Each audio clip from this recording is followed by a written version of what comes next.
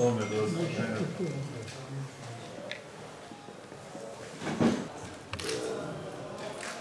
Ve 20 Temmuz'da sekteye uğramasından sonra yoğun çatışmaların yaşandığı bölgelerde her gün yeni çatışma haberleri, her gün yeni ölüm haberleri, her gün yeni patlama haberleri geliyor maalesef.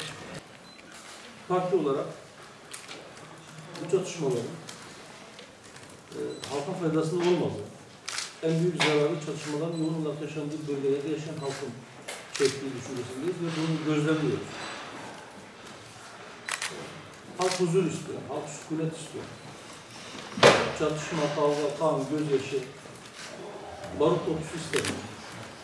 Varto'da, Silvan'da, şurada Cizre'de suluk ile denen yöntemi bir işe yaramadı, kimseye bir getirisinin olmadı, yıkım ve gözyaşından başka bir şey getirmedi, görülmüştür, anlaşılmıştır.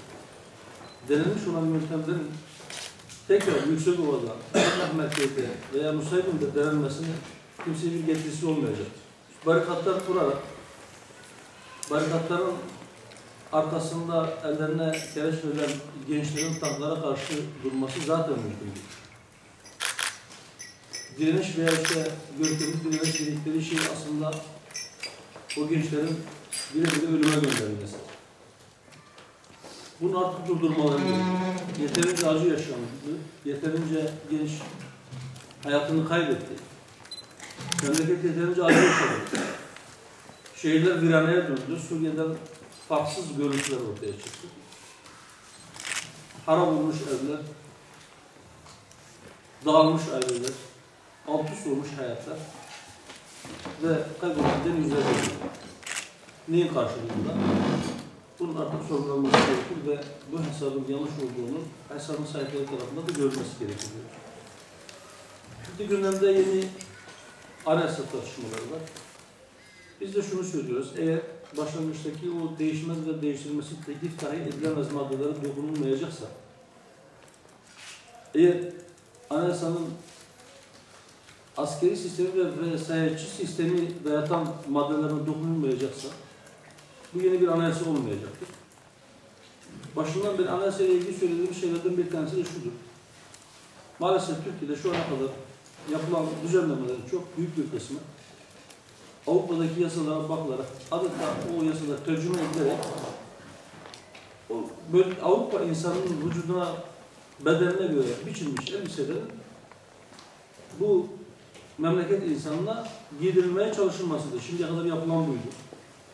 Biz diyoruz ki ilk defa bir anayasa yapacaksanız ve bunu halkın temsilcileri olarak meclisteki partiler bir araya gelerek yapacaksanız mutlaka konfeksiyon, hazır giyim gibi değil. Bu halkın bedenine, bu halkın inançlarına, bu halkın kültürüne, bu halkın tarihine uygun bir yasa yapacağız. Uygun bir anayasa yapacağız. İthal yasalardan bu memlekette şimdiye kadar bir hayır gelmedi. Bundan sonra da biz geleceğini düşünüyoruz. Halkın genelinin değerlerine ters gelen, değerlerine aykırı olan herhangi bir düzenleme yapmaları bize göre yetkilerini aşmalarıdır. Bu nedenle biz diyoruz ki bu anayasa her şeyden önce yerli bir anayasa olsun ve elbette pek çok kişinin söylediği gibi özgürlükçü, insanı merkeze alan, vesayetten, resmi ideolojiden arınmış bir anayasa olmalıdır diyoruz. Bir diğer tartışma konusu da başkanlık sistemi. Başkanlık sisteminin mutlaka olması gerekir. Bu anayasa görüşmelerinde ve anayasanın içerisinde bunun derc edilmesi gerekir şeklinde diretmekle, başkanlık eğer masaya gelip görüşülecekse biz masadan kalkarız demek de bize göre aynı derecede yanlıştır. Dokunulmazlıkların kaldırılmasıyla ilgili